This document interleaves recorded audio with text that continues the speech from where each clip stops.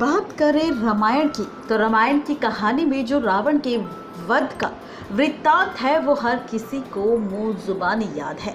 हर कोई जानता है कि रावण की मृत्यु बहुत मुश्किल थी। प्रभु श्री राम लगातार कोशिश कर रहे थे, पर वो रावण को खत्म नहीं कर पा रहे थे। जितनी बार रावण का सिर काटा, उतनी बार एक नया सिर सामने आया।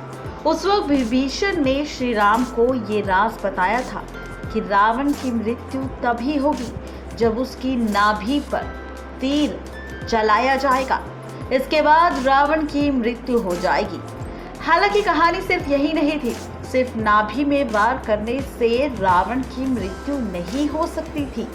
रावण को मारने के पीछे विभीषण नहीं, बल्कि रावण की पत्नी मंदोदरी का हाथ था।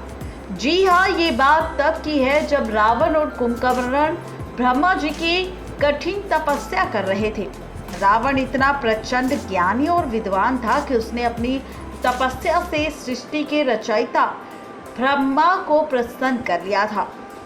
जब ब्रह्मा जी सामने प्रकट हुए तो रावण से पूछा कि वो उन्हें किस लिए याद कर रहा था। तब रावण ने ब्रह्मा जी से अमृता का वरदान मांगा। उसने कहा कि ब्रह्मादेव, मुझे ऐसा वरदान दीजिए जिससे मैं कभी ना मरूं। ब्रह्मा ऐसा नहीं कर सकते थे। उन्होंने कहा कि मैं तुम्हें ऐसा वरदान नहीं दे सकता, उसके बदले में मैं तुम्हें एक ऐसा बाण देता हूँ। साथ ही उन्होंने कहा कि सिर्फ इसी बाण से ही तुम्हारी मृत्यु हो सकती है। रावण को अब पता था कि सिर्फ इस तीर की वजह से ही उसे मृत्यु मिल सकती है, वरना उसे किसी बात का डर नहीं था। उसने वो तीर अपने महल के सिंहासन के पास वाली दीवार में चुनवा दिया था। वो जब भी अपने सिंहासन पर बैठा होता था वो जानता था कि तीर कहाँ है।